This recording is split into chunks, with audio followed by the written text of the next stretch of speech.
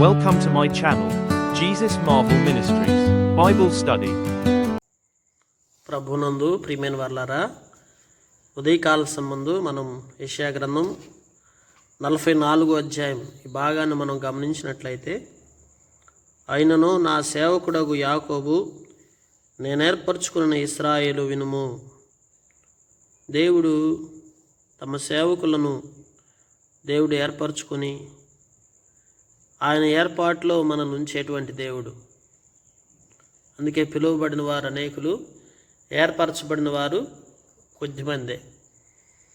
ఆయన సేవ కొరకు, ఆయన పని కొరకు కొంతమందిని పిలుస్తాడంట. దేవుడికి పిలవాలనిపించినప్పుడు ఆ పిలుపుని మనకు తెలియపరుస్తాడు. సేవకుల ద్వారానో లేకపోతే వాక్యం ద్వారానో ఏదో ఒక రీతిగా మనతో మాట్లాడుతూ ఉంటాడు పదే పదే. ఆ పిలుపుని మనం నిర్లక్ష్యం చేయకూడదు. ఆ పిలుపుకి మనం లోబడి దేవుని సేవ చేయొచ్చు. అసలు పిలుపు లేకుండానే సేవకు రాకూడదు.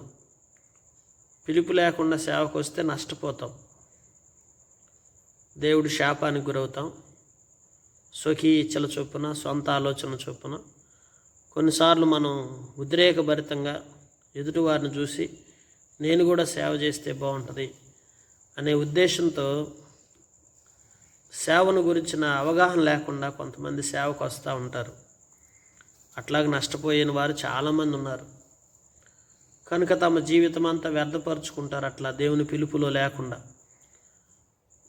అన్నిటికన్నా ముఖ్యమైనది ఏంటంటే, పిలుపు కంటే మించినది ఏర్పరచుకునుట. అంటే దేవుడు తల్లి గర్భంలో రూపొందించబడక మునిపే యాకోబు విషయం చూస్తే, నిన్ను సృష్టించి గర్భములో నిన్ను నిర్మించి నీకు సహాయం చేయవాడిన యెహోవా ఇలాగ సెలవిచ్చున్నాడు. సృష్టించిన దేవుడు గర్భములో నిన్ను నిర్మించానని చెప్తుంటున్నాడు, నీకు సహాయం చేస్తానంటున్నాడు. కనుక దేవుడు యాకోబుని ఏర్పరచుకున్నాడు. ఏర్పరచుకోవటం అంటే ఎప్పుడు ఏర్పరచుకుంటాడు? పిలుపు వేరండి. పిలుపు అంటే మనం ఎదిగి పెద్దవారమై మారు మనసు పొంది రక్షణ పొందిన తర్వాత దేవుడు తన పిల్లలైనటువంటి వారిని ఈ పని కొరకు ఇతను పనికి వస్తాడు, ఇతనిలో యోగ్యత ఉంది అని తెలుసుకుని దేవుడు ఆయా పనుల కొరకు మనల్ని పిలవటం జరుగుతుంది. బాధ్యత గల సహోదరులుగాను, అలాగే పరిచారకులుగాను, అలాగే మరి సేవకులుగాను, అలాగున వేరువేరుగా దేవుడు ఒక్కొక్కరిని ఒక్కొక్క పని కొరకు ఏర్పరుస్తాడు. అందరి పని ఒకటి కాదు. బాధ్యత గల సహోదరులు వేరు, పరిచారకులు వేరు, సేవకులు వేరు. అందరూ ఒకటే అనుకుంటాం. ఒక్కోసారి పని చేస్తూ ఉన్నప్పుడు దేవుడు ఎవరిని ఏ పని కొరకు పిలిచాడో ఆ పనిలోనే మనం చక్కగా నమ్మకంగా దేవుని పని జరిగించాలి. అప్పుడే సమస్యలు రావు. సంఘం ఆశీర్వాదకరంగా చేయబడుతుంది. సంఘం అంతకంతకు అభివృద్ధి చెందుతూ వస్తుంది, వర్ధిల్లుతుంది. ఎందుకంటే మనల్ని పిలిచిన పిలుపు మనకు చాలా ముఖ్యం. అయితే ఇక్కడ ఏర్పరచబడిన వారి సంగతి చూద్దామండి. ఈ దినము దేవుడు వారిని పిలుపు కాకుండా ఏర్పాటులోకి తీసుకొస్తాడు. ఏర్పాటు అంటే తల్లి గర్భములో వారు రూపొందించబడక మునిపే వారిని నిర్మించి వారిని ఆయన యొక్క సేవ కొరకై ఏర్పరచుకుంటాడు. అంటే వారు పుట్టినది మొదలు వారు దేవుని పని కొరకు నియమింపబడినటువంటి వారు. అందుకే నా సేవకుడగు యాకోబు, నేను ఏర్పరచుకున్న యెషూరును భయపడకము. కనుక ఇర్మియాని మీరు తీసుకుంటే, ఇర్మియా బాల్యంలో ఉన్నప్పుడే దేవుడు చెప్తాడు, నీవు సేవ కొరకు ఏర్పరచబడ్డావని.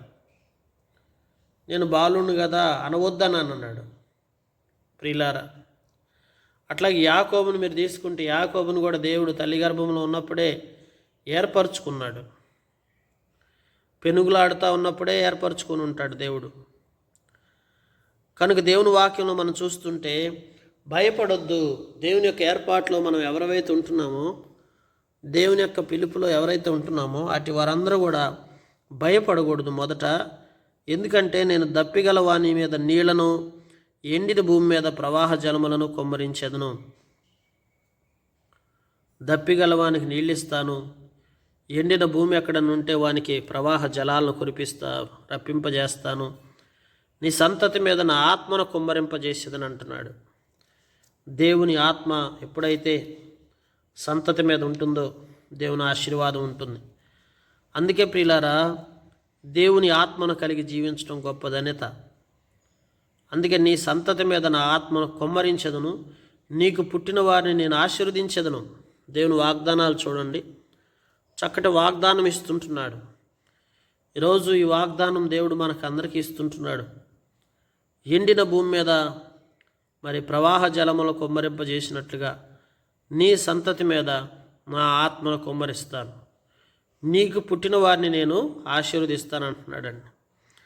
దేవుని వాక్యంలో మన బిడ్డలను ఆశీర్వదించటం, మన పిల్లలను ఆశీర్వదించటం, మన మీద దేవుని ఆత్మను కొమ్మరింప చేయటం, నీటి కాలువల యొద్ద నాటబడిన నిరవంజి చెట్లు గడ్డిలో ఎదిగినట్లు వారు ఎదుగుదురు. ఒక నిరవంజి చెట్లు ఎదిగినట్లు ఎదుగుతారు. ఒకడు నేను యెహోవాననియు మరొకడు యాకోబు పేరు చెప్పుకొనును, మరొకడు యెహోవానని తన చేతితో వ్రాసి ఇశ్రాయేలు పేరు పెట్టుకొనును.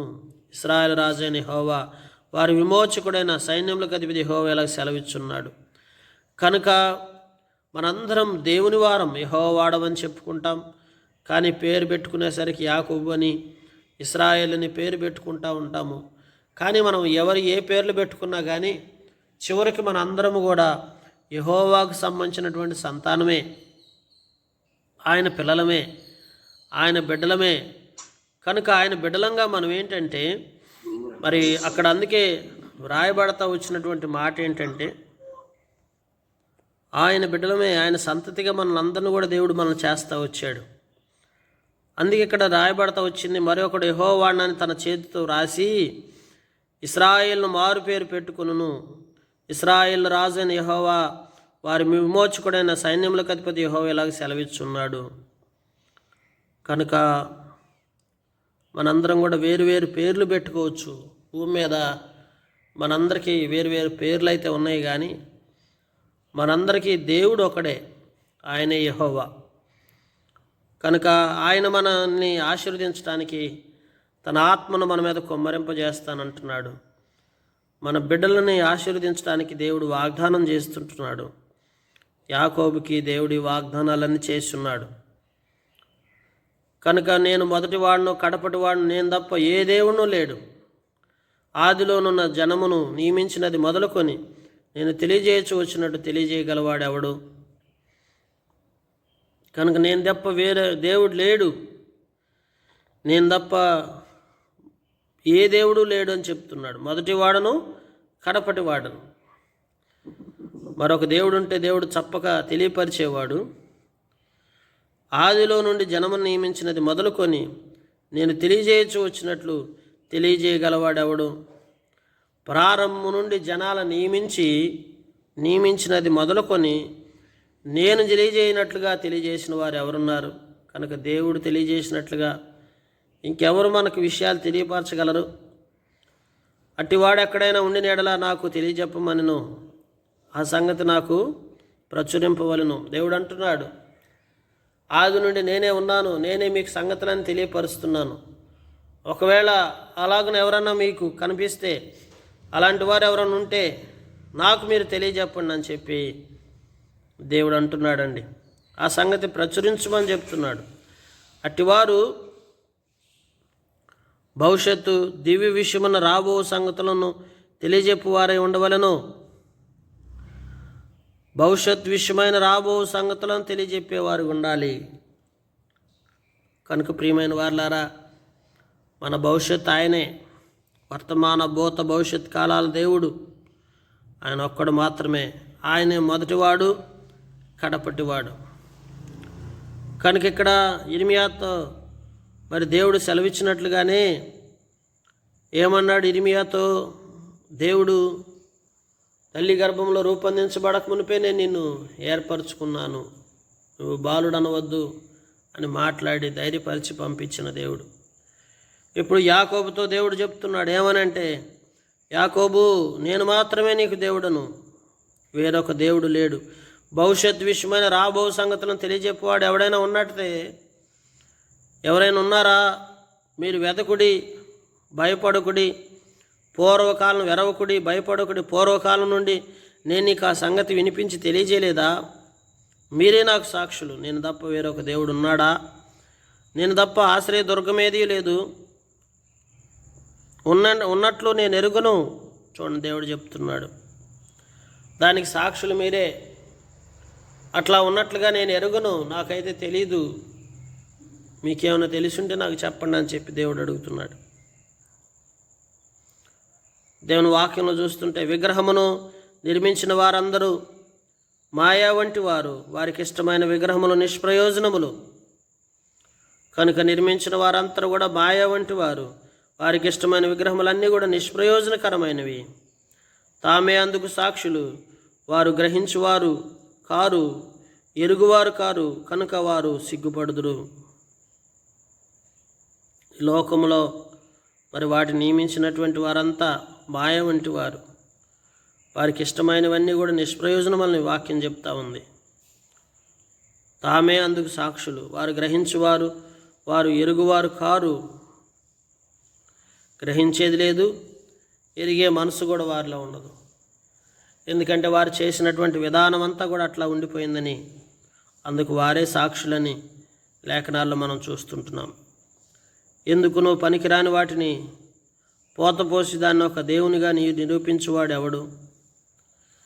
ఎందుకు పనికిరానిటువంటి విగ్రహమును పోతపోసి దాన్ని ఒక దేవునిగా నిరూపించేవాడు ఎవరైనా ఉంటారా? ఇదిగో దాన్ని పూజించు వారందరూ సిగ్గుపడుదురు.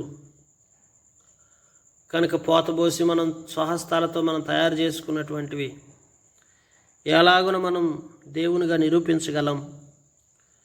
ఇదిగో దాన్ని పూజించు వారందరూ సిగ్గుపడుదురు. ఆ శిల్పకారులు నరమాత్రులే కదా, వారందరూ పోగు చేయి నిలబడవలను. నరమాత్రులు, మానవ మాత్రులు తయారు చేసినవే కదా అన్నీ కూడా. నిశ్చయముగా వారు భయపడి సిగ్గుపడుదురు. తప్పకుండా ఒకరోజు భయపడి సిగ్గుపడతారు. కమ్మరి గొడ్డలి పదును చేయుచు, నిప్పులతో పనిచేయచ్చు, సుత్తితో దాన్ని రూపించి తన బాహువు చేత దాన్ని చేయును. ఒక గొడ్డలను కానీ పదును పెట్టి నిప్పులతో దాన్ని బాగు చేసినట్లుగా అట్లా దాన్ని ఏం చేస్తాడు? ఒక సుత్తితో దాన్ని రూపొందిస్తాడు. ఒక సుత్తె, ఒక గొడ్డలి, ఇవన్నీ కూడా పదును పెట్టి వాటిని తయారు చేసేటువంటి కమ్మరి, శిల్పకారుడు, కమ్మరి వీడు తయారు చేసినవి. అతడు ఆకలి కొనగా అతని బలము క్షీణించిపోవును, నీళ్లు త్రాగక సొమ్మసిలును. అతని పరిస్థితి ఏంటంటే అతను ఆకలి కొంటున్నాడంట, అతను నీళ్లు త్రాగక సొమ్మసిల్లిపోతున్నాడు. వాటిని తయారు చేసేటువంటి వ్యక్తి వడ్లవాడు నూలు వేసి చరణముతో గీత గీసి చిత్రికలతో దాన్ని చెక్క చేయును. వడ్రవాని సంగతి ఏంది? అతడు దాన్ని ఒక గీత గీసి దానికి ఒక చిత్రిక బట్టి దాన్ని ఒక చెక్కగా తయారు చేసి కర్కాటకములతో గుర్తుపెట్టి దాన్ని రూపించును. మందిరంలో దాన్ని స్థాపించవలని నరరూపము గల దానిగాను నర సౌందర్యము గల దానిగాను చేయును. కనుక ఇటు రీతిగా ఒక రూపాన్ని తీసుకొచ్చి ఆ రూపాన్ని మందిరంలో తీసుకొచ్చి ప్రతిష్ఠించి అదొక దేవతగాను దేవుడుగాను చెప్పుకొని వస్తుంటున్నారు. కనుక ప్రియమైన వారలారా, లేఖనాల్లో మనం చూస్తుంటున్నప్పుడు దేవుడు యాకోబుతో స్పష్టముగా ఈ విషయాలన్నిటినీ బయలుపరుస్తూ వచ్చాడు, తెలియపరిచాడు. మానవుడు ఎట్లా మరి కుమ్మరి వాని ద్వారాగా, వడ్రంగి వాని ద్వారాగా, మరి ఎవరెవరి ద్వారా ఏ విధంగా మనం ఈ యొక్క పనులు చేయిస్తుంటున్నామో, శిల్పకారులు ఎలాగా ఆ యొక్క రూపాన్ని తయారు చేస్తుంటున్నారో, ఒక శిల్పకారుడు, ఒక కుమ్మరి, ఒక వడ్రంగి, పైగా వారు చేసి కష్టపడి పనిచేసి కూడా వారు ఆకలి కొని వారి దప్పికతో సొమ్మసిల్లిపోయే పరిస్థితి ఏర్పడుతుంది. కనుక వాళ్ళు నరమాత్రులే కదా, మానవ మాత్రులైనటువంటి వారు మరి ఎందుకు పనికిరాని వాటిని వారు తయారు చేసి వాటిని తీసుకొచ్చి మనకిస్తే ఈ రోజున మనం ఏం చేస్తున్నామంటే వాటిని అందరూ కూడా ఆరాధించి పూజించి సేవిస్తున్నారు. ఉదయకాల సంబంధ పరిశుద్ధ గ్రంథంలో ఎంత చక్కగా వివరణ ఇచ్చాడో చూడండి. ఈ రోజున చాలామందికి తెలియని వాటిని ఏం చేస్తున్నారు? పూజిస్తుంటున్నారు. వాటిలో జీవం లేదు, అవి ఎంత మాత్రము కూడా ప్రయోజనకరమైనవి కావని పరిశుద్ధ గ్రంథం చెప్తా ఉంది. కనుక ప్రియమైన సహోదరి సహోదరులారా, దేవుని బిడ్డలమైన మనం భయపడకూడదు. యాకోబుతో దేవుడు చెప్తున్నాడు, భయపడకము, నేను నీకు తోడుగా ఉంటాను. నీ మీద నా ఆత్మను కొమ్మరింపజేస్తాను, నీ సంతతిని నేను ఆశీర్వదిస్తాను దేవుడు వాగ్దానం ఇచ్చున్నాడు. కనుక ఈ ఉదయకాల సంబంధ ప్రియమైన వాళ్ళరా, ఎవరైనా భయపడుతుంటే భయపడొద్దండి. తప్పక దేవుని ఆత్మ మీ మీద కొమ్మరించబడుతుంది. మీ సంతతిని దేవుడు దీవించబోతుంటున్నాడు. కనుక అన్యమైన వాటి తట్టు తిరగొద్దు, వాటి వైపు మరలు గొరపబడద్దు. అటు వాటిని ఎంత మాత్రం కూడా మనం విశ్వసించకూడదు. అందుకే యాకోబుని దేవుడు ప్రశ్నిస్తూ వచ్చాడు. ఎవరైనా అట్లా ఉన్నటువంటి వారు సంగతులు తెలిస్తే నాకు చెప్పమని అంటున్నాడు. భవిష్యత్ విషయమై ఆయన కార్యాచరణ మనం చూస్తూ వస్తుంటున్నాం. ఎందుకంటే ఆయన వర్తమాన భూత భవిష్యత్ కాలాల దేవుడు. ఆయన తప్ప వేరొక దేవుడు లేడని ఆయనే చెప్తా వచ్చున్నాడు. కనుక మొదటివాడు కడపటివాడు ఆయనే. కనుక ప్రభు పాదాల చెంతకొచ్చి, ప్రభా మాకు నీ ఆత్మనివ్వయ్యా, నీ ఆశీర్వాదాన్ని మా బిడ్డలపైన తరతరాలపైన మీరు మాపై నిలుపుతురండి అని దేవుని పాదాల చెంతకొచ్చి మనలో ఉన్న భయాలన్నీ విడిచిపెట్టేసి ప్రభు కొరకు సాక్షార్థమై మనం జీవించినట్లయితే ప్రభు తప్పక మనల్ని దీవించి ఆశీర్వాదకరంగా చేసుకుంటూ వస్తాడు. దేవుడి మాటలు దీవించి మన గ్రహింపులో తీసుకొచ్చి మనకు సహాయం చేసి మనల్ని బలపరచునుగాక.